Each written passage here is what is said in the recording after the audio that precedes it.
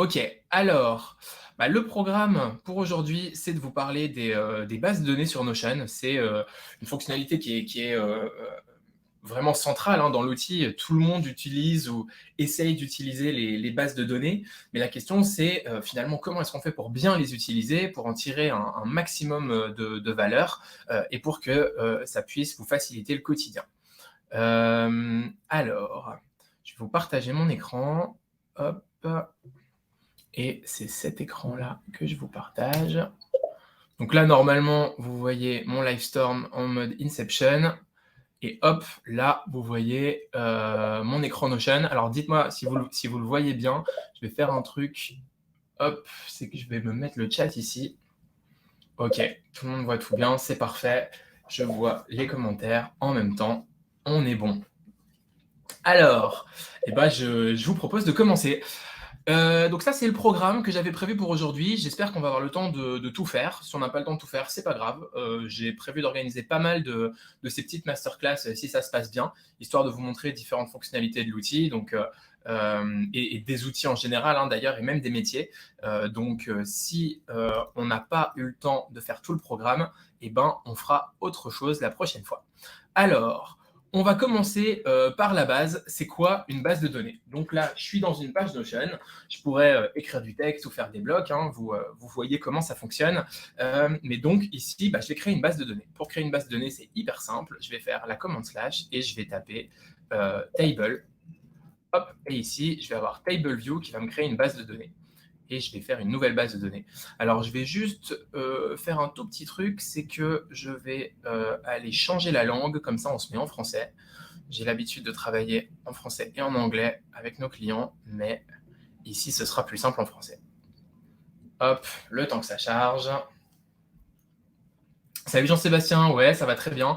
En effet, il y a une rediffusion. Si tu n'as pas le temps de rester pour tout, on enverra la rediff et on va, je pense, aussi faire une espèce de condensé pour pouvoir en faire une vidéo YouTube par la suite. Je ne m'avance pas sur la date. Ok, donc ici on est dans une base de données, et donc une base de données, je vais pouvoir lui donner un titre. Alors ici, pour faire simple, on va appeler la base tâche, et donc on va faire une base de tâches qui va s'apparenter du coup à ce qu'on pourrait imaginer dans une to-do list. Alors ici, en fait, quand on est face à une base de données, c'est quoi une base de données? Vous voyez qu'on a deux trucs sur l'écran, on a des lignes et on a des colonnes.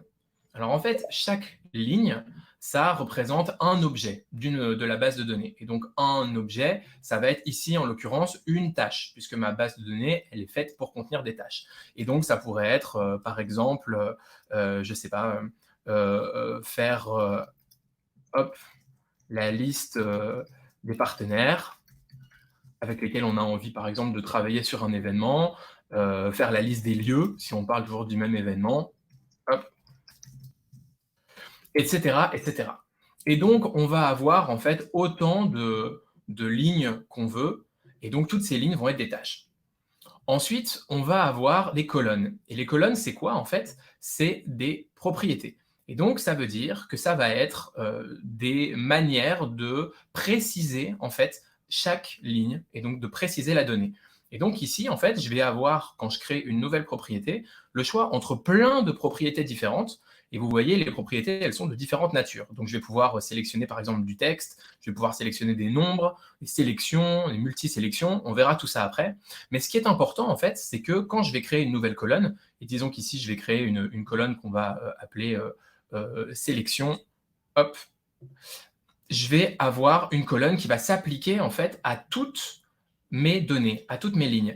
Et c'est ça la grosse différence en fait entre une base de données et un tableur. Donc un tableur, c'est ce que vous avez par exemple sur Excel ou sur Google Sheets. C'est que sur Excel ou sur Google Sheets, en fait, ce qui est important, c'est la cellule. Donc chaque cellule, si vous avez par exemple la ligne 3 et la colonne B, vous allez avoir la cellule B3. Et dans la cellule B3, vous pouvez faire ce que vous voulez. Vous pouvez mettre cette cellule-là en couleur en particulier. Vous pouvez changer le texte qu'il y a dedans. Vous pouvez y mettre ce que vous souhaitez.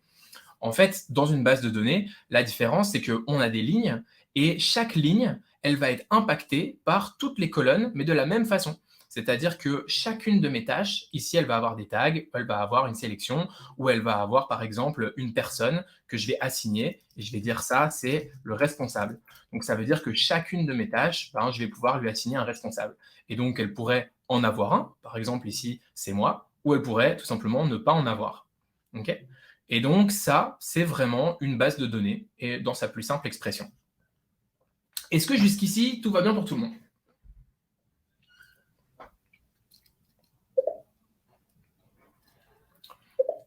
Au top. Est-ce qu'il y a quelqu'un pour qui ça ne va pas? Et ou est-ce que vous avez déjà à ce stade des questions? Alors, je vais aller dans les questions, du coup. Hop. Comment envoyer des emails en fonction d'un changement de propriété état depuis Notion? Alors ça, c'est un peu, c'est vachement avancé. J'essaierai d'y répondre à la fin. Tu recommandes Make ou Zapier? J'y répondrai à la fin aussi. Ok, très bien. Hop. Ok, donc si tout va bien, on va passer, hop, à notre deuxième partie, qui sont les exemples de propriétés. Alors, ici, ce que je vais faire, c'est que je vais vous amener, hop, dans un endroit assez sympa, qui est notre Template Factory. On a tout plein de templates. Et on va aller faire un tour sur... Oups, excusez-moi. On va aller faire un tour sur notre database pack, que j'arrive pas à trouver. Où est-il? Hop là.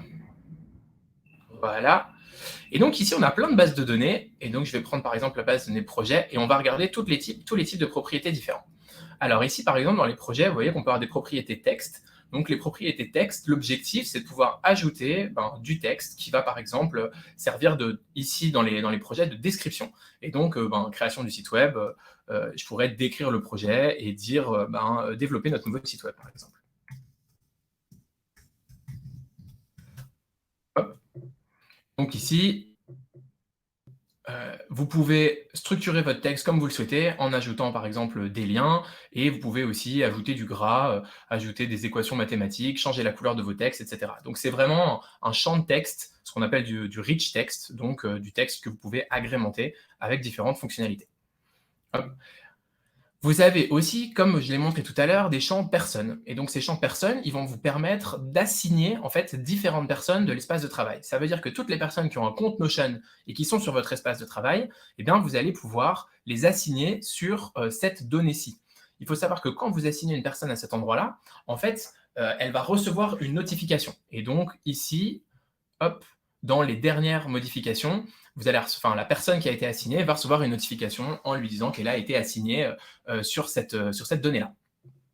Alors, vous voyez que ici, par exemple, j'ai deux propriétés qui sont identiques dans le type de propriété, mais la différence, c'est que ici, j'ai chef de projet et ici, j'ai membre du projet. En fait, celle-là, chef de projet, je peux la modifier pour la limiter à une seule personne. Et donc, je vais avoir un seul chef de projet. En revanche, ici, les membres du projet, je vais pouvoir en assigner plusieurs. Et donc, je vais pouvoir, par exemple, dire, voilà, j'ai Jérémy et Roman qui participent au projet, mais la personne qui est responsable de ce projet, le chef de projet, c'est Iris. Hop. Ensuite, on va avoir deux types de propriétés, notamment, par exemple, un statut. Alors, il y a plusieurs manières de faire des statuts. Ici, quand on a créé la base, la propriété état n'était pas encore sortie. Donc, on a utilisé ce qu'on appelle une propriété single select ou sélection. Et en fait, la propriété sélection, elle va vous permettre de choisir un état parmi plusieurs que vous avez construit. Et donc, pour ça, c'est simple, hein, vous ajoutez une propriété, hop, et vous allez pouvoir donc choisir la propriété état et créer différentes propriétés. Donc ici, je pourrais par exemple en créer une nouvelle que je pourrais appeler par exemple planifier. Avec un seul N, je pense. Planifier. Et donc ici, voilà, je peux créer une option. Hop. Donc ça, c'est pour le single select, et alors, la sélection. Et le pendant de cette propriété-là, c'est ce qu'on appelle la sélection multiple, où là, la différence, ça va être qu'on va pouvoir ajouter plusieurs éléments dans une même sélection. Et donc, on va pouvoir, si vous avez par exemple des tags, vous allez pouvoir ajouter plusieurs tags sur la même propriété. Alors, ensuite, ici, dans cette base-là, on va avoir des propriétés de date. Alors ici, j'ai mis par exemple date de début, date butoir et terminer le. Et j'ai utilisé trois dates différentes pour pouvoir les utiliser dans une formule. Et donc, en gros, ici, j'ai une propriété pour ma date de début, une propriété pour la date butoir du projet et une propriété pour quand le projet a effectivement été terminé. Mais il faut savoir que quand vous avez une propriété de date, vous allez aussi pouvoir calculer une période. Et donc, ici, par exemple, si je crée une nouvelle propriété que je vais appeler période et que je crée une date, hop, je vais pouvoir, dans cette période, ajouter une date de fin. Et donc ici, je peux avoir une date de début et une date de fin. Et vous pouvez aussi inclure l'heure, ce qui va vous permettre d'ajouter, en plus de la date, une heure. Et donc, ce qui est pas mal aussi dans les dates, c'est que vous allez pouvoir la formater. Et donc, quand vous formatez, vous pouvez formater la date comme vous le souhaitez. Donc, à l'européenne, à l'américaine. Ici, par exemple, je vais mettre jour, mois, année. Hop, et vous voyez, ça se modifie comme ça. Et ensuite, vous pouvez aussi choisir votre fuseau horaire. Et donc ça, c'est parfait pour l'heure. Hop. Alors, en plus de cette propriété-là, donc de date, qu'est-ce qu'on a d'autre? On a une propriété état. Donc, la propriété état, elle va permettre, en fait, comme la propriété statut, de sélectionner un état et un seul. Mais la différence, c'est qu'on a 3 groupes, en fait, qui sont 3 états, avec le statut à faire, en cours et terminé. Et donc, en fait, on va pouvoir créer des propriétés, mais qui sont dans des statuts, dans des états à faire, en cours et terminé. Donc, on pourrait imaginer, par exemple, que dans en cours, je vais avoir une propriété qui s'appelle à valider. Voilà, si vous faites par exemple du dev, où vous avez besoin de faire valider une tâche avant de la passer comme terminée, vous allez pouvoir faire ça. Et de la même manière, vous allez ici par exemple dans le bloc terminé, vous allez pouvoir créer une nouvelle propriété qui s'appelle par exemple archiver. Ça, c'est possible aussi. Hop.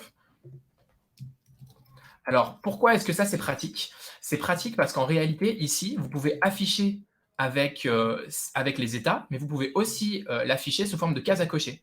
Et donc, ça veut dire que, en fait, la même propriété va se comporter de 2 façons différentes. Et donc ici, je peux dire, par exemple, qu'une tâche ici est terminée. Et donc, automatiquement, hop, ici, elle va venir s'afficher comme terminée, alors que j'ai sélectionné une case à cocher. Ça, c'était une fonctionnalité qui était très demandée, donc Notion l'a rajoutée il y a quelques mois. Donc ça, c'est pour les états. La date, on l'a vu ensemble. Alors les nombres, ça c'est assez évident, hein, vous pouvez faire ce que vous voulez avec. Ici, par exemple, je vais ajouter, imaginons que ce soit une charge, donc par exemple, le nombre d'heures que vous pensez que ça va vous prendre de faire cette tâche. Donc ici, par exemple, ou ce projet, donc ici, par exemple, 5 heures. Et après, vous pouvez choisir ce que vous souhaitez. Donc, est-ce que ça va être un nombre ou est-ce que ça va être, par exemple, une monnaie alors ici, c'est surtout des monnaies.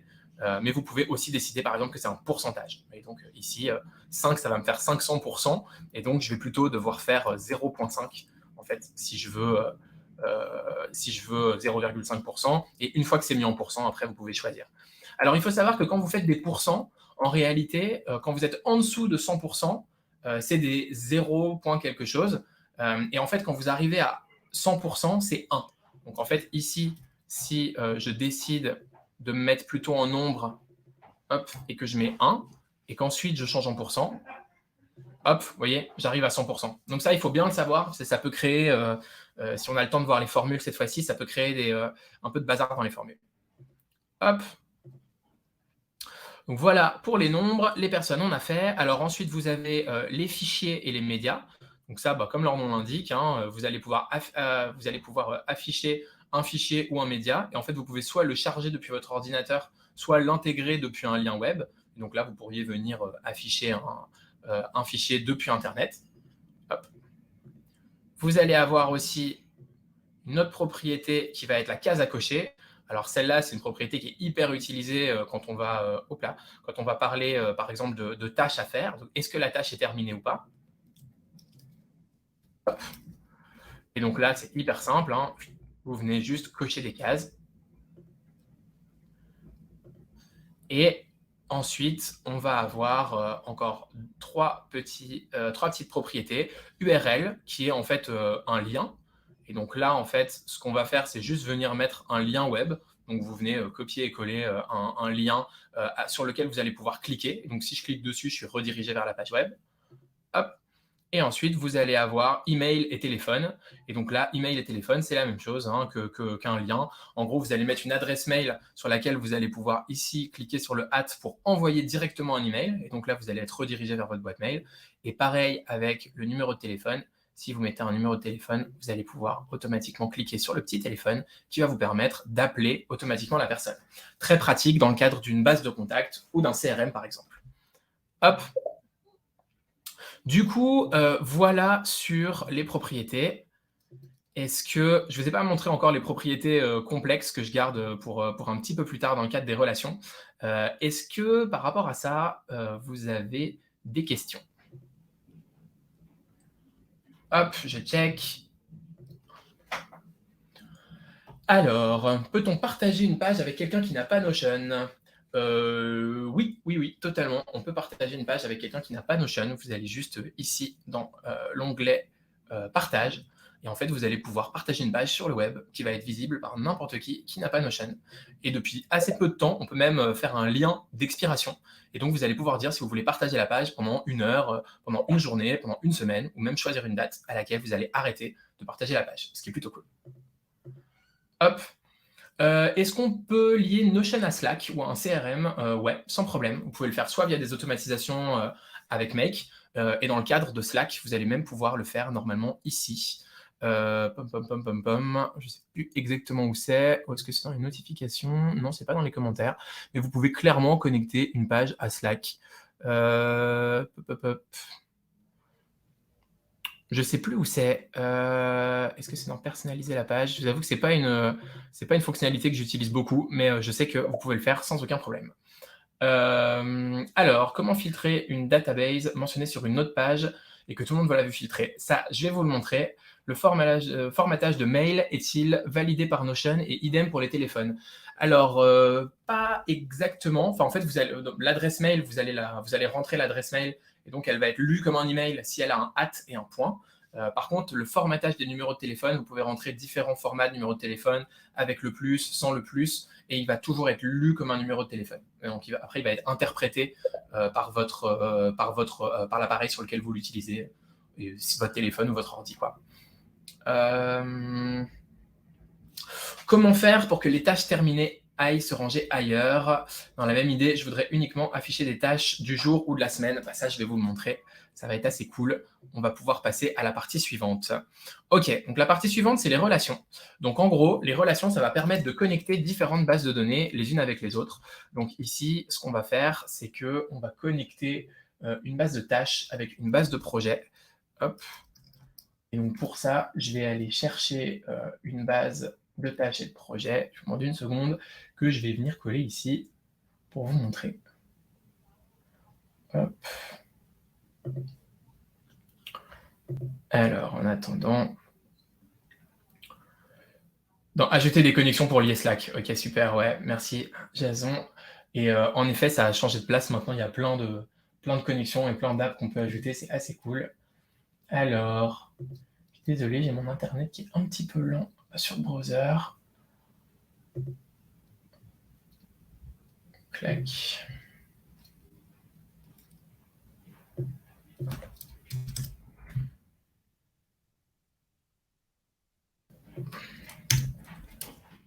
Voilà. Alors, donc je vais venir coller deux bases de données ici et on va les intégrer dans la page. Hop. Donc ici, je viens coller une base de données de projet et une base de données de tâches. Et donc, vous voyez, je les ai mises l'une en dessous de l'autre. J'ai ma base de données de projet et ma base de tâches. Alors, ce que je vais pouvoir faire ici, c'est qu'en fait, je vais pouvoir les connecter l'une à l'autre. Donc évidemment, vous avez envie, lorsque vous avez des tâches et des projets, que vos tâches, elles puissent appartenir à vos projets. Et donc pour ça, c'est très simple. Vous avez une propriété qui s'appelle relation. Et donc, vous allez pouvoir la sélectionner ici et créer une nouvelle propriété, faire ici ce qu'on appelle une relation. Et à partir de là, vous allez pouvoir vous connecter ici, par exemple, à la base des projets. Hop, je me connecte à ma base de projet. Et ici, je peux décider si je veux afficher ma relation dans les deux bases ou si je veux juste la garder ici. En l'occurrence, là, je vais l'ajouter dans les deux bases. Hop. Et donc ici, je vais avoir mes projets hop, mon projet en l'occurrence, et ici, je vais avoir mes tâches. Oups, qu'est-ce qui se passe? Voilà, et j'ajoute la relation. Et donc ici, qu'est-ce qui se passe? Eh ben, j'ai ma propriété relation qui est apparue ici, et j'ai une propriété tâche qui est apparue ici, automatiquement. Et donc ça fait quoi? Ça fait que en fait, je vais pouvoir ici sélectionner la liste de mes, dans la liste pardon, de mes projets, celui auquel je vais décider de lier ma tâche. Et donc, je vais avoir par exemple création d'un site web, et je vais dire que cette tâche-là, approbation du cahier des charges, en fait, elle fait partie de la création de site web. Et vous voyez qu'ici, elle est venue se ranger automatiquement. Et ici, je pourrais décider, par exemple, que toutes ces tâches, hop, elles sont liées à ce projet. Hop, et automatiquement, vous voyez, elles viennent s'ajouter. Alors, qu'est-ce que ça apporte de faire ça? Eh bien, ça apporte plusieurs choses. Ça va apporter déjà la possibilité, ensuite, d'utiliser une autre propriété qu'on appelle un roll-up ou une agrégation, et qui est vachement puissante. Alors, je check les questions au fur et à mesure. Est-ce qu'une même tâche peut être ajoutée dans différents projets? Oui, mais quand elle est terminée dans un projet, du coup, elle va être terminée dans tous les projets. Et peut-on créer un bouton ou raccourci pour envoyer des emails depuis Notion avec adresse 365 via Zapier, par exemple? Éventuellement, ouais, je pourrais vous montrer plus tard. Hop. Du coup, ici, on va avoir toutes nos tâches qui sont connectées à notre projet. Et ce qu'on va pouvoir faire, par exemple, c'est que dans notre projet, on va pouvoir créer une nouvelle propriété qui s'appelle une agrégation. Et en fait, l'objectif de cette propriété, c'est de pouvoir agir sur les relations. Et donc là, je vais pouvoir, par exemple, je vais l'appeler nombre de tâches. Et ici, je peux sélectionner ma relation, par exemple les tâches, et je vais pouvoir ici les compter. Et je vais faire un calcul en disant, je veux calculer, hop, je veux compter le nombre de tâches. Et donc ici, en fait, j'ai 5 tâches qui sont connectées. Alors, je vais aussi pouvoir faire autre chose, par exemple, c'est que je vais pouvoir sélectionner une propriété en particulier de mes tâches. Et donc ici, vous voyez, j'ai la liste de propriétés de mes tâches, et je vais prendre le statut. Hop. Et donc là, j'ai le statut de toutes mes tâches qui s'affichent. Et ce que je vais pouvoir faire avec ça, c'est que je vais pouvoir, par exemple, calculer, hop, et je vais pouvoir décompter par groupe le nombre de tâches qui sont complétées. Et donc ici, en fait, on voit que j'ai 4 tâches sur 5. Hop. Et ce que je vais pouvoir faire aussi, hop, ici en jouant, c'est que je vais pouvoir calculer le pourcentage aussi de tâches complétées. Et donc ici, j'ai 80% de tâches qui sont dans le groupe complété. Et en fait, complété, ça veut dire quoi? Ça veut dire que ici, j'ai qu'une seule tâche en cours, les autres tâches étant soit terminées, soit annulées. Hop. Et donc ça, c'est plutôt cool. Et en fait, il faut savoir aussi qu'une fois que ici, je me retrouve avec un nombre dans le paramétrage, ce que je vais pouvoir faire, c'est que je vais pouvoir afficher ça sous forme de nombre, mais je peux aussi l'afficher sous forme de barre de progression ou sous forme d'anneau de progression dont je vais pouvoir aussi changer la couleur, par exemple. Et donc ça, c'est plutôt cool, hein, parce que vous voyez, là, on a appris à créer des propriétés, et maintenant, on peut connecter différentes bases de données ensemble pour les lier, et maintenant, on peut agir sur les propriétés d'une autre base directement dans la base dans laquelle on est, et on peut du coup créer des barres de progression de cette façon-là. Est-ce que vous saviez comment on faisait ça? Est-ce que c'est du nouveau pour vous? Comment ça se passe?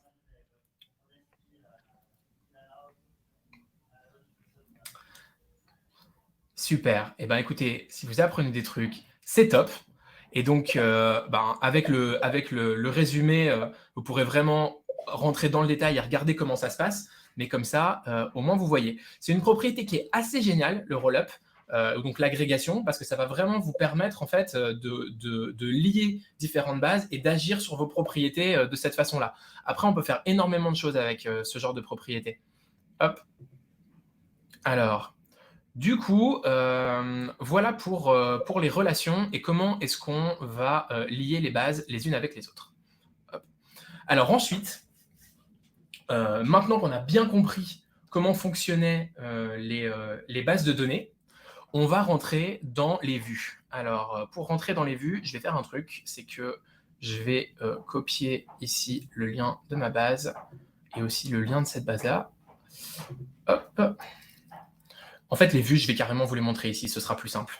Alors, en gros, vous avez la possibilité de créer des vues ici. Et donc, en fait, c'est les différents onglets que vous voyez là. Donc, en fait, mes projets, je vais pouvoir les visualiser de différentes façons. Donc ici, par exemple, vous voyez que je le visualise de forme très simple, hein, comme un tableur, mais je pourrais aussi décider de le visualiser sous forme de chronologie, où là, je vais pouvoir voir tous mes projets en fonction, donc sur une espèce de frise du temps, en fonction de la date, en fonction de la date de début et de la date de fin, en l'occurrence. Je vais aussi pouvoir les visualiser par statut. Hop. Je vais du coup ici pouvoir les visualiser par un autre type de statut, et ici je vais pouvoir les visualiser par responsable. Alors comment ça se fait en fait qu'on peut faire ça? En gros, ce qui est génial avec une base de données, c'est que comme c'est extrêmement structuré, c'est-à-dire vous avez des lignes et des colonnes, mais vous n'avez pas la liberté de mettre ce que vous voulez dans une cellule, par exemple, en réalité, on crée des objets structurés. Et donc, chaque élément d'une base de données, il va pouvoir se visualiser de différentes manières. Et du coup, sur Notion, et comme d'ailleurs dans plein d'autres outils no-code, quand on remplit des bases de données, on peut les visualiser sous différentes formes. Alors, les formes qu'on a, elles sont assez nombreuses, en fait, finalement. Parce que à partir de votre tableau, vous allez pouvoir créer des calendriers, donc qui sont plutôt basés sur une propriété qui va être la date. Vous allez pouvoir créer des listes. Vous allez pouvoir créer des galeries. Et donc là, les galeries, c'est un style très visuel. Vous allez pouvoir créer des chronologies qui sont plutôt des lignes du temps.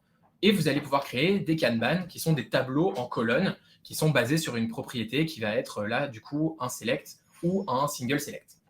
Un multi-select, pardon, ou un single select.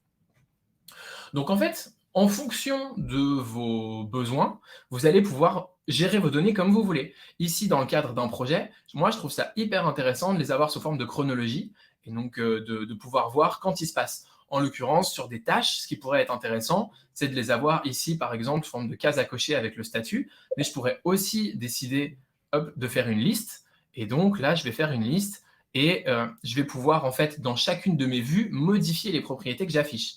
Et donc ici, par exemple, je décide de faire une liste, je termine, et ensuite, je vais pouvoir aller ici, dans Propriétés, et dans mes propriétés, hop, je vais pouvoir sélectionner quelle propriété je veux afficher.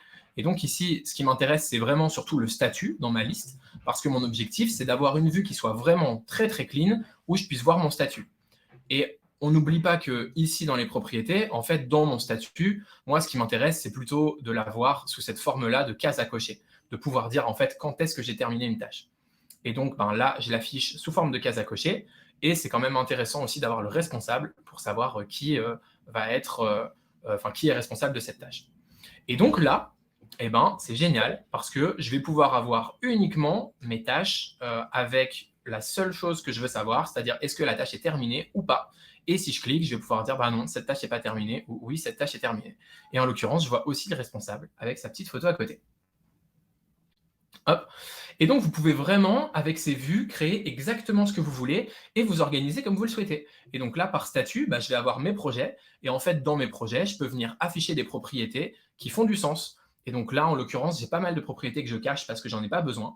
Et ce que je veux garder uniquement ici, c'est savoir ici dans combien de temps est dû mon projet et donc combien de temps il me reste. Et ce que je veux savoir aussi, c'est qui est le responsable. Hop. Est-ce que vous maîtrisez bien ce principe de vue de base ou est-ce que là, vous apprenez aussi des trucs? Alors, je regarde les questions en même temps. Si j'ai plusieurs clients avec plusieurs projets par client et plusieurs tâches dans chaque projet, comment est-ce que je dois structurer mes bases de données pour pouvoir tout agréger en mode gestion de projet agile? Méga bonne question, ça. Comment peut-on limiter l'accès de personnes impliquées dans le projet à des champs spécifiques et bloquer l'accès à toute information? Ok, on va essayer de répondre à ça aussi. Rollup égale agrégation pour Carole. Ouais, exactement. Rollup égale agrégation, tout à fait. Hop. Et alors, dans le chat, c'est OK. Un peu plus maîtrisé. C'est top d'avoir une base propre. Toutes ces choses que je n'utilisais pas, merci. On apprend, mais ça va vite. Ouais, Rémi, écoute, il va y avoir le replay. Donc, moi, j'essaye de transmettre pas mal de trucs. Et puis après, vous aurez le temps de le regarder et de pouvoir fixer tout ça. Bon, après, si vous avez du temps, je resterai peut-être un peu plus aussi parce que c'est vrai qu'une heure, ça fait court pour voir tout ça. OK. Donc là, on a vu du coup les relations et on a vu les vues. Alors, en fait, ce qui est hyper important, une fois qu'on a vu les différentes vues, c'est de pouvoir filtrer et trier. Alors, encore une fois, je vais me remettre par ici pour vous montrer le filtre et le tri, plutôt que de reprendre ces bases. Alors, en gros, chaque vue, ici, chaque onglet, chaque vue différente, vous allez pouvoir la filtrer et la trier. C'est-à-dire qu'en fonction de vos différentes propriétés, donc en fonction ici de toutes les colonnes, vous allez pouvoir décider d'afficher ou pas certaines de vos données. Et donc ici, par exemple, dans ma vue des tâches, ce que j'ai envie de faire ici, c'est de filtrer pour dire que je veux voir uniquement mes tâches à moi. Donc en gros, je vais prendre la propriété responsable et je vais dire, je veux que responsable, ce soit Jérémy. Je pourrais aussi dire, je veux que responsable, ce soit moi. Mais si je fais ça, ça veut dire que n'importe qui consulte cette base de données va voir les tâches qui lui sont assignées. Donc ça peut être assez cool. Quand vous faites un tableau de bord, par exemple, qui va être accessible par plein de monde, vous pouvez mettre cette propriété-là et vous pouvez créer une vue, par exemple, qui s'appelle Mes tâches, et n'importe qui consulte cette vue ne va voir que ses propres tâches. En l'occurrence, ici, pour l'exemple, moi, je vais dire, je veux voir mes tâches à moi. Donc ça, en fait, ça me permet de voir toutes les tâches dont je suis responsable. Alors ici, je vais décocher une des tâches pour la partie suivante. Ce que je vais pouvoir faire aussi, c'est ajouter un second filtre et dire, je veux voir uniquement les tâches dont le statut est soit à faire, soit en cours. Et donc là, en fait, j'ai toutes les tâches qui sont terminées, qui vont disparaître. Et en gros, là, vous voyez, en 2 secondes, je me suis créé une vue que je vais pouvoir appeler, par exemple, mes tâches à faire. Et maintenant, j'ai une vue qui est parfaitement adaptée à uniquement les tâches que moi, je dois gérer. Et alors, ce qui est plutôt cool aussi, une fois qu'on a bien compris les filtres, c'est qu'on va aussi pouvoir grouper nos informations. Et donc là, je vais me sélectionner une tâche sur un projet. Je vais retourner dans toutes mes tâches. Je vais m'assigner une seconde tâche qui va être à faire. Hop. Et cette tâche, je vais l'assigner à un autre projet. Je vais enlever ce projet-là et je vais la mettre sur le développement d'app mobile.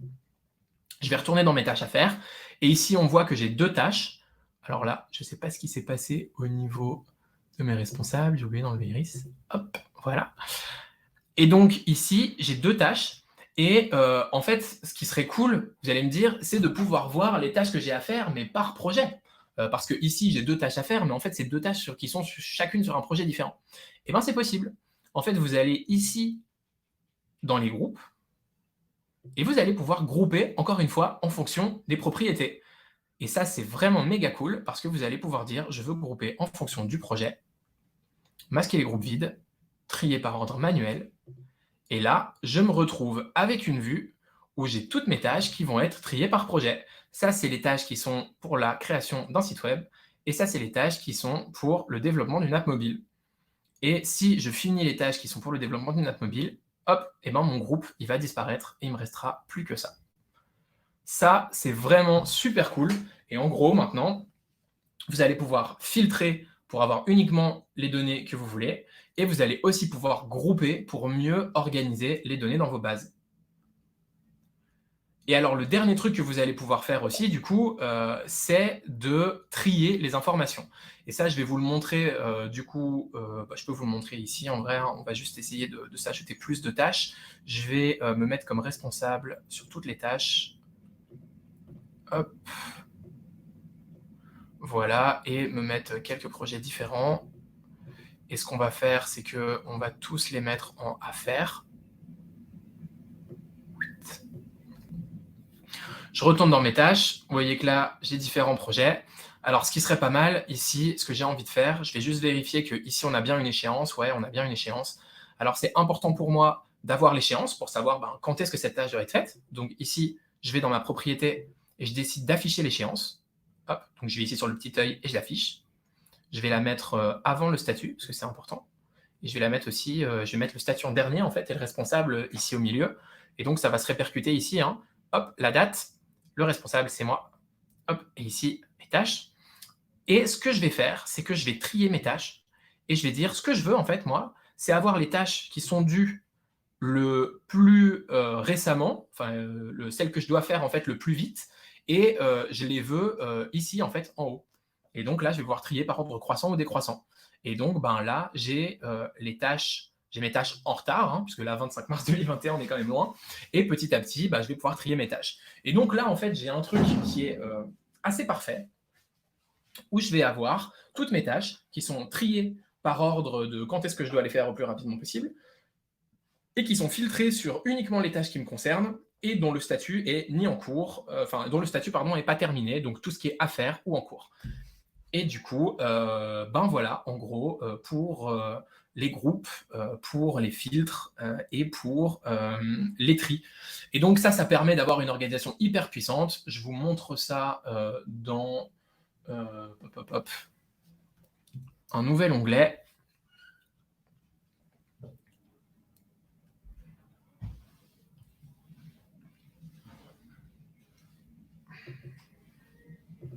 Hop.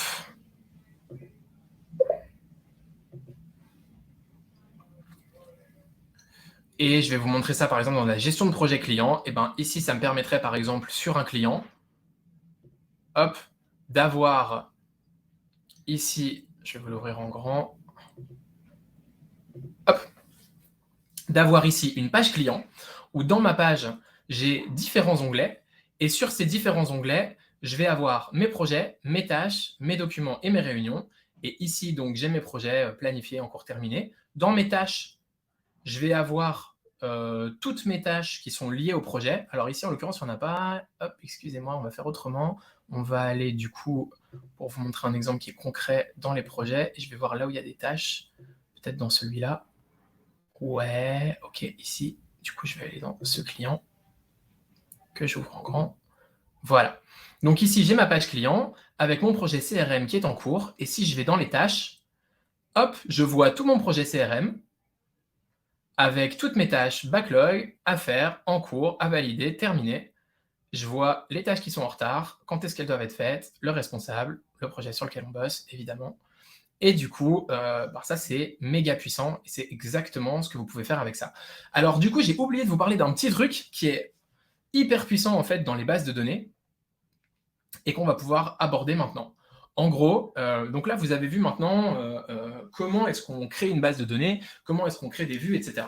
Mais en fait, ce qu'il faut que vous sachiez, c'est qu'une base de données, ici, je l'ai dans ma page. Donc ici, elle est dans ma page, dans webinaire base de données. Et je les ai gardées en fait dans ma page relation. Donc là, on a ma base de données qui est ici.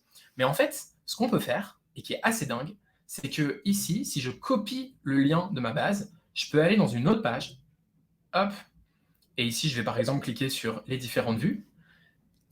Et dans cette page, je vais pouvoir coller mon lien. Et ici, il me demande ce que je veux faire. Est-ce que je veux ignorer, donc ça va me le laisser en lien? Est-ce que je veux mentionner la page, qui va me renvoyer en fait vers l'instance originale de ma base de données? Ou est-ce que je veux créer une vue liée de la base de données? Et en fait, si j'appuie là-dessus, eh ben, il vient me mettre une instance de ma base de données. Et donc, en fait, là, j'ai ma base de données projet qui était dans mon autre page. Donc, si je clique ici, vous voyez qu'elle est dans les relations. Mais ici, je suis dans les différentes vues. Et en fait, là, j'ai ma base de données, mais qui se trouve dans une autre page. Et si je fais des modifications ici, en fait, elles vont se répercuter de l'autre côté. C'est vraiment un miroir, c'est la même base de données, c'est juste qu'elle se trouve à deux endroits différents, sur deux pages différentes, mais c'est la même base de données.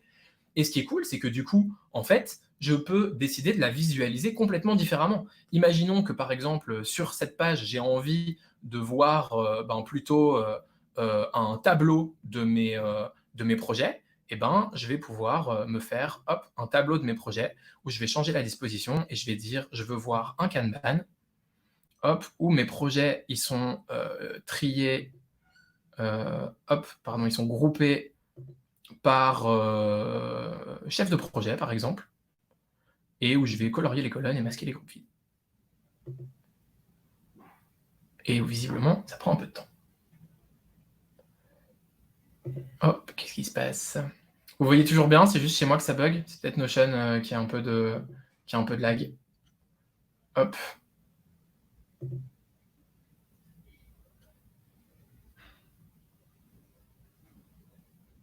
Je vais recharger la page.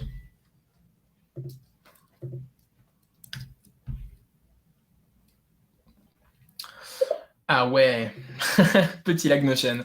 En effet, ok, bon bah c'est pas très grave. Mais je pense que vous avez globalement compris le principe. Bon là ça a l'air de marcher beaucoup mieux. Hop, voilà, chef de projet. Ouais, voilà. Et donc bah, là typiquement, j'ai mes projets qui sont triés comme ça, et vous voyez que j'ai cette vue, mais en fait cette vue, je vais pas du tout la voir de l'autre côté. C'est vraiment une nouvelle vue que j'ai créée. Et alors, ce qui est vraiment méga puissant et que beaucoup de gens ne savent pas, c'est qu'une fois que je suis dans ce qu'on appelle une instance de base de données, donc quand je commence à jouer en fait, à faire des miroirs de base de données qui se trouvent ailleurs dans l'espace de travail, ici, quand je vais rajouter une vue, je peux faire une vue de cette base de données projet, mais en fait, pas uniquement. Je peux aussi créer une vue d'une autre source. Et donc là, je vais pouvoir, par exemple, mettre ma base de tâches. Et en fait, du coup, ici, j'ai ma base de projet. Et sur l'onglet d'à côté, j'ai ma base de tâches. Et donc, en fait, sur la même fenêtre, entre guillemets, sur la même vue, on va pas appeler ça une vue parce que sinon ça va vous embrouiller, mais en fait sur le même tableau, entre guillemets, je vais pouvoir avoir mes projets et mes tâches à la fois. Et en fait, c'est exactement ce que vous voyez ici. Je suis ici dans une page client, et en fait, dans ma page client, j'ai à la fois les projets qui concernent mon client. Vous voyez, en fait, j'ai ma base projet filtrée sur le client. J'ai mes tâches, où j'ai ma base de tâches filtrée sur le client. J'ai mes documents, où j'ai ma base de documents filtrée sur le client. Et j'ai mes réunions, où j'ai ma base de réunions filtrée sur le client. Encore une fois. C'est pas mal, non? Qu'est-ce que vous en pensez? Hop. Ah, génial, c'est exactement ce moment-là que je cherchais. Est-ce qu'on peut loquer la vue pour tout le monde? Est-ce que vous pouvez répéter le nom de cette vue? Alors, Carole, si tu mets dans le chat, je ne sais pas de quelle vue tu parles, mais ouais. Hop.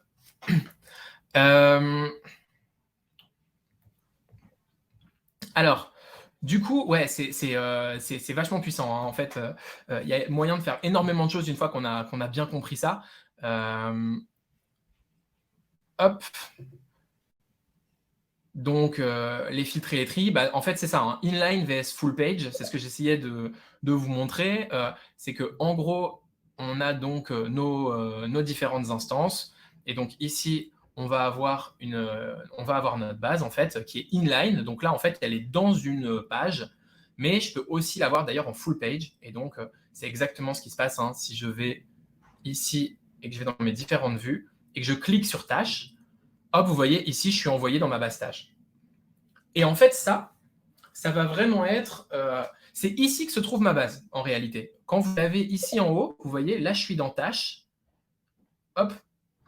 Ici, c'est ma base tâche. C'est mon instance originale de la base tâche. Il n'y en a qu'une seule sur mon espace de travail. Alors ici, vous voyez deux parce qu'en fait, j'ai dupliqué, hein. Mais donc ça, c'est ma base tâche. Il n'y en a qu'une seule. Mais cette base-là, je peux l'appeler où j'ai envie. Je peux l'appeler dans des pages. Je peux l'appeler du coup dans des vues. Je peux l'appeler où je veux. Et alors, par contre, quand je suis dans l'instance originale, vous allez voir que si ici, je crée une vue, je ne peux pas changer la source. C'est forcément ma base tâche parce que je suis dans ma base. OK ? Alors ça, c'est un truc avec lequel il faut jouer. C'est pas forcément hyper facile à comprendre. En gros, pour bien vous expliquer la différence, ici, je suis dans une page. Ce que je vais pouvoir faire, c'est que je vais pouvoir jouer et transformer ça en page pour vous montrer. Donc ça, c'est mon instance originale. C'est une page. Elle est là. Et je peux soit la voir ici en page, et vous aurez toujours la possibilité de la voir en page unique. Donc là, c'est ma page base de données. Et donc, vous voyez, je peux ajouter une couverture, ajouter une description. Et ensuite, ce que je vais pouvoir faire, c'est que je peux la visualiser dans une autre page. Alors, j'espère ne pas trop vous perdre avec ces trucs-là. C'est un peu compliqué, un peu brainfuck les premières fois qu'on voit ça. Hop, et vous voyez ici, j'ai le choix de la réintégrer dans la page. Et en fait, elle fait partie de ma page ici. Et je peux mettre des blocs autour, etc. Donc ça, c'est vraiment hyper puissant ce que vous pouvez faire avec tout ça.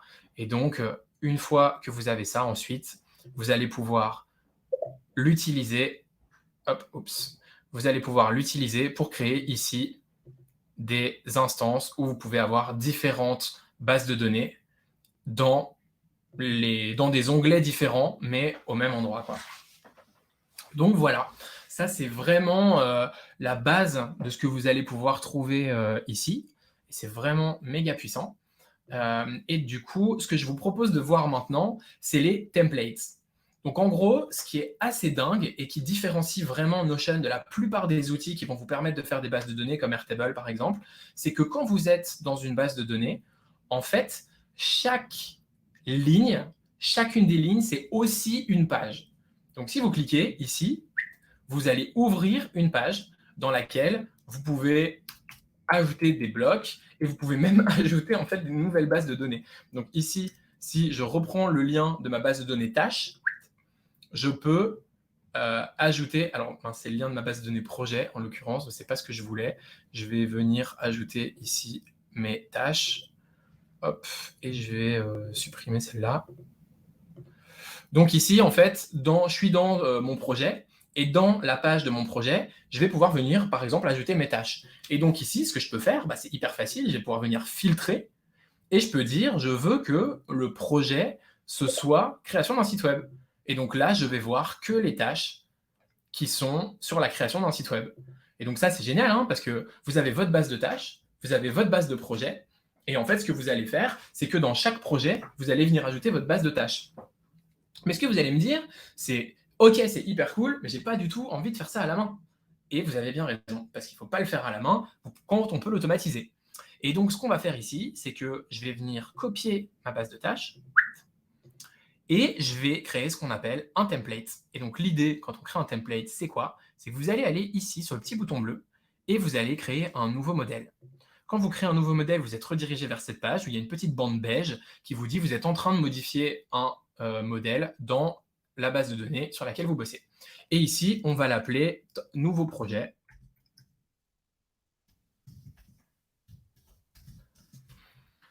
Et ce qu'on va faire, c'est que dans notre modèle de nouveau projet, alors déjà, si on veut, on peut ajouter ici des trucs en particulier. Donc, par exemple, le statut, quand on crée un nouveau projet, on va dire que ce projet il est planifié de base. Hop. Et ce qu'on va faire aussi, c'est qu'on va venir mettre notre base de tâches. Hop, je crée une vue liée de la base de données. Et ce que je vais pouvoir décider de faire, c'est que je vais venir la filtrer pour dire, moi, ce que je veux, c'est que, en fait, quand je crée ici ce template, je ne veux pas que ce soit connecté à un projet en particulier. Je veux que ce soit connecté au projet que je crée. Et donc là, j'ai sélectionné le template nouveau projet. Vous voyez que ici, comme il n'y a aucune tâche qui est connectée à ce template, toutes les tâches disparaissent. Alors, vous avez le choix ici de décider, évidemment, bien sûr, dans votre vue, quelle propriété est-ce que vous avez envie de voir. Ici, en l'occurrence, hop, je vais avoir envie de voir... Je vais m'ajouter un peu d'espace ici, parce que sinon, je ne vois rien. Dans mes propriétés, je vais dire que je veux voir le responsable. Hop. Je veux voir l'échéance. Je veux mettre le statut. Ah bah non, c'est l'inverse en fait. Excusez-moi. Hop. Tout ça, c'est ce que je veux. Et en fait, ce que je veux pas voir le projet parce que tout est connecté au projet. Je veux pas voir la priorité parce que pour l'instant, ça m'intéresse pas. Et je veux pas voir le créateur. Donc, je veux juste voir ça. Et donc là, j'ai mon responsable, mon échéance et mon statut. Hop. Je pourrais rajouter d'autres trucs, hein, évidemment. Mais donc là, pour l'exemple, je vais juste quitter ici mon template. Et donc là, vous voyez que j'ai mon template nouveau projet. Et donc maintenant, quand je vais créer un nouveau projet, j'ouvre la page, je vais pouvoir sélectionner mon template de nouveau projet. Et donc si je fais ça, automatiquement, j'ai ma liste de tâches qui arrive. Et en fait, là, sur ma liste de tâches, j'ai du coup des tâches qui vont être connectées automatiquement à mon projet. Et on voit que ici, elles viennent normalement se connecter automatiquement ici. Alors là, elles ne sont pas encore venues se mettre, mais elles vont venir se mettre normalement. Et que ici, hop, nouveau projet. Alors, qu'est-ce qui s'est passé? Pourquoi est-ce que c'est pas connecté? C'est étrange, parce que mes tâches sont bien là. Elles sont connectées à mon nouveau projet, dans projet 2. Ça, c'est à mon avis... Ah bah les voilà, elles sont arrivées. Hop. Donc, elles sont venues s'ajouter ici. On voit que dans mon nombre de tâches, ma progression n'est pas avancée. Mais si ici, je viens terminer la tâche, hop, je passe sur du 50%. Et là, on voit qu'on commence à se rapprocher de plus en plus d'un truc pas mal et automatisé, où je vais pouvoir créer des templates pour interagir du coup avec mes données et gagner le plus de temps possible. Et donc là, je vous ai montré comment est-ce qu'on pouvait créer ça, mais en réalité, la puissance que vous allez pouvoir avoir derrière, c'est que ici, quand je vais créer un nouveau client, alors là, pof, ça je supprime. Alors, juste avant de créer un nouveau client, il faut que vous sachiez aussi qu'il est possible dans un template, hop, de sélectionner ce template pour en faire un usage par défaut. Ça veut dire que n'importe quand vous allez créer une nouvelle donnée, je peux le faire ici aussi, hein, quand vous allez créer une nouvelle donnée, en fait, automatiquement, c'est ce template-là qui va être utilisé. Et donc ça, vous pouvez le définir pour une vue. Donc je peux dire, je veux que ça n'arrive que dans cette vue-là, ou vous pouvez le sélectionner pour toutes les vues de cette base de données. Donc s'il n'y a qu'un seul template, ben, ce sera pour toutes les vues. Si vous avez plusieurs templates différents, vous pouvez décider par exemple que vous avez une base de données de réunions, que vous avez une vue qui sert à noter uniquement vos réunions hebdo, que vous avez un template pour vos réunions hebdo, et que en fait, dans cette vue, le template par défaut, c'est le template réunion hebdo. Et donc chaque fois que vous créez une nouvelle réunion dans la vue réunion hebdo, eh ben, c'est ce template-là qui se charge. C'est méga puissant. Et donc, ça veut dire quoi? Ça veut dire que si ici, je crée un nouveau client, eh ben, il me dit déjà nouveau client, et boum, il met tout mon espace de travail qui est déjà construit. Et donc, avec tout mon espace projet, hop, ou ici sur mon nouveau client, ben, je vais pouvoir directement lui créer des projets. Ici, ben, si je crée un nouveau projet, en fait, donc ici par exemple, je vais créer un projet planifié. Hop.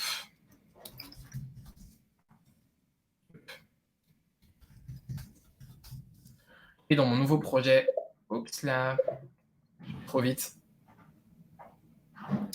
Dans mon nouveau projet, hop, je vais aussi avoir un template. Et donc là, vous voyez qu'en fait, on arrive à un moment où, en fait, juste tout est modélisé, quoi. Là, toute mon organisation, par exemple, de gestion de projet, elle est modélisée. Et donc, chaque fois que j'appuie sur un bouton, ça me crée tout un ensemble de choses qui sont toutes connectées les unes aux autres, quoi. Donc ça, c'est plutôt cool.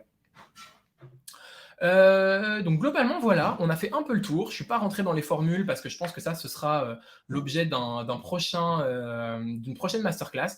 Donc je vais plutôt prendre le temps maintenant de répondre à toutes vos questions et de discuter un peu avec vous de cette masterclass et de tout ce qu'on a vu ensemble. Voilà, voilà. Et ben, salut Savannah, merci d'être passé. Hop. Ok. Alors, du coup, les questions. Comment mettre l'explication de ces templates? Alors, j'imagine que, du coup, ce que tu veux savoir, c'est comment est-ce qu'on fait pour ajouter du texte dans des templates, peut-être? Est-ce que c'est bien ça? Ah oui, si vous voulez, vous pouvez aller tous dans les questions et vous pouvez mettre des plus. Vous pouvez upvoter les questions pour que je vois quelles sont les questions qui vous intéressent le plus. Ça peut vraiment être utile. Alors, du coup, comment mettre les explications dans les templates? Et bien, du coup, là, en fait, donc je peux modifier mon template. Hop. Et donc ici, par exemple, je vais ajouter un call-out. Et donc, c'est avec ça, tu vois, en ajoutant ici de la documentation, par exemple, information, hop, que je vais pouvoir mettre, je vais pouvoir expliquer comment fonctionne le template. Et donc, moi, c'est quelque chose que je fais tout le temps, en fait, dès que je construis un template. Ici, par exemple, dans ma base de données client.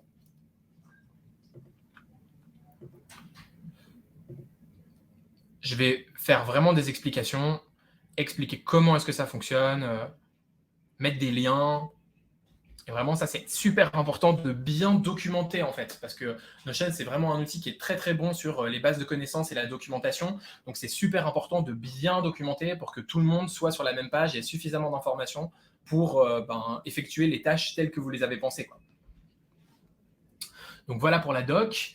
Alors, l'accès restreint par mot de passe à certaines parties de façon restrictive. Alors oui, vous pouvez faire ça.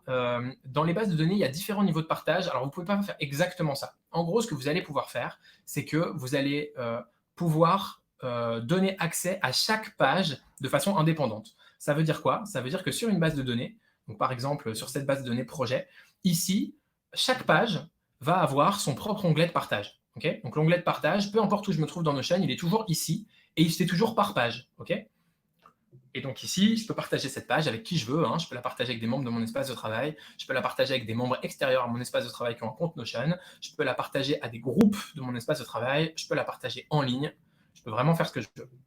Et donc ça se fait au niveau de chaque page, ce qui veut dire que ici, dans une base de données, je vais pouvoir prendre cette base et cette page, et je vais pouvoir la partager ici, par exemple, avec le web. Donc là, je la partage en ligne. Je vais pouvoir du coup aussi la partager avec d'autres personnes. Et ici, je peux décider en fait avec qui je la partage. Et donc, en décidant avec qui je la partage, je vais pouvoir sélectionner un niveau d'accès qui se trouve ici. Dès qu'on a partagé une page, on peut choisir le niveau d'accès. Et donc, quand je vais choisir le niveau d'accès, je peux choisir si je veux que cette personne, ou ce groupe de personnes ait un accès complet. Ça veut dire qu'ils peuvent modifier la page et la partager. S'ils peuvent juste la modifier, s'ils peuvent juste la commenter et pas la modifier, ou s'ils peuvent juste l'afficher, donc ni la commenter ni la modifier, mais voir son contenu. Et dans les bases de données, je vais avoir un truc un peu... Enfin, je vais avoir une fonctionnalité en plus, en fait. Je vais prendre ma base et l'afficher. Donc ici, je suis vraiment dans la page de ma base de données. Et hop là, je vais dans partager. Et en fait, ici, j'ai une option supplémentaire qui s'appelle Can Edit Content. Alors, elle n'a pas été traduite en français encore. Mais donc, Can Edit Content, ça veut dire quoi? Ça veut dire que personne ne va pouvoir ajouter de propriété à cette base. Ça veut dire que la structure est fixe, mais qu'on peut modifier le contenu et ajouter des éléments. Alors, du coup, la vision, elle n'est pas du tout aussi granulaire, par exemple, que dans Airtable, où vous pouvez sélectionner par colonne, vous pouvez ajouter une description à la colonne, vous allez pouvoir définir qui a accès à cette colonne et qui peut la modifier. Sur Notion, vous n'avez pas cette possibilité-là. Ce n'est pas aussi granulaire dans l'accès. L'accès va vraiment se faire par page, et donc vous pouvez décider si quelqu'un a accès à une page ou non. Donc voilà, en gros, au niveau du partage. Hop. Alors, j'ai vu des plages de couleurs explicatives dans ton dernier template. Ok, super. Salut Carole. On peut notamment partager, avancer du projet avec ses partenaires ou clients. Du coup, ce que vous pouvez faire après, c'est que vous pouvez créer une vue spécifique pour partager uniquement certaines infos. Et donc, on pourrait imaginer, par exemple, prendre cette vue de projet. Hop. Et donc, on la copie. Hein. On va la mettre sur une nouvelle page. Et donc, imaginons que cette page-là, en fait, c'est une page que vous allez partager avec un client. Hop, on crée une vue et on va créer une vue projet, du coup. Vous pouvez cacher le titre, hein, si vous voulez. Et vous allez décider de filtrer uniquement, par exemple, les projets dont le chef de projet va être une certaine personne. Et vous pouvez décider de ce que vous voulez mettre comme ça peut être éventuellement, par exemple, une disposition en galerie pour être plus visuel. Hop, donc là, j'ai 2 projets. Hop, et ce que je vais pouvoir avoir à ce moment-là, c'est décider aussi des propriétés que j'affiche. Et je peux décider d'afficher, par exemple, uniquement certaines choses. Par exemple, voilà, quand est-ce que c'est dû, ou la progression est représentée ici par nombre de tâches. Voilà. Et donc là, j'ai une vue qui n'affiche que certaines données. Alors après, évidemment, si on clique ici, on peut toutes les voir. Hein.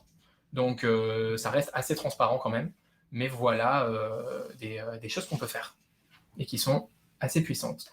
Alors, je regarde à quoi j'ai pas répondu.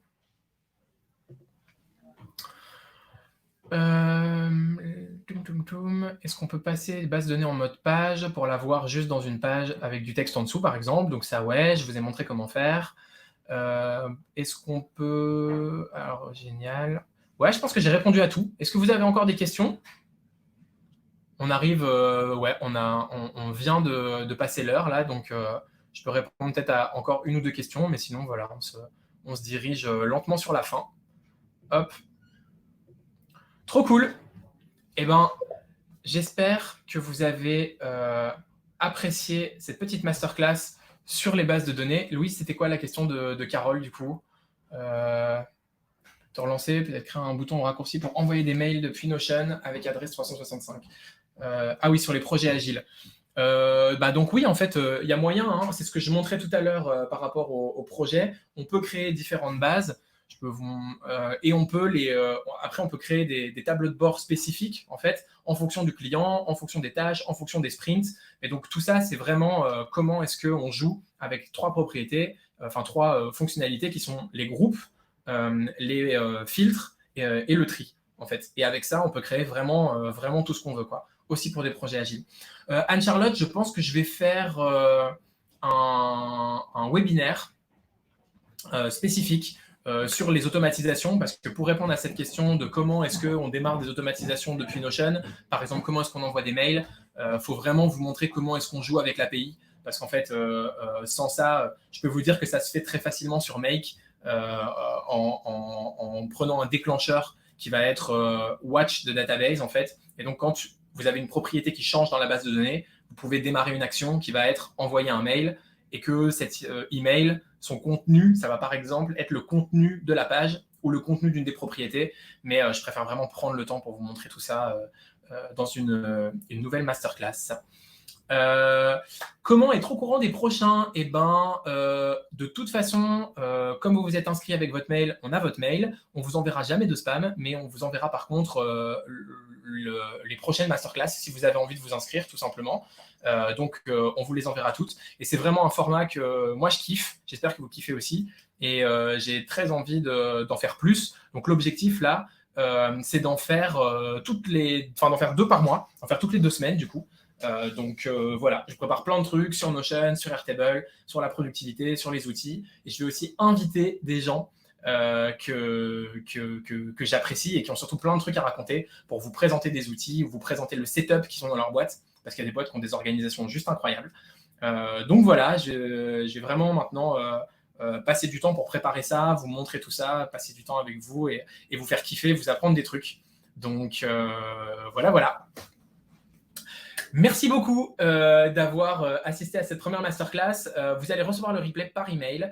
Et encore une fois, on va prendre le temps de s'organiser pour créer des vidéos qu'on mettra sur YouTube avec un format condensé où vous avez que la valeur qui a été produite ici. Voilà.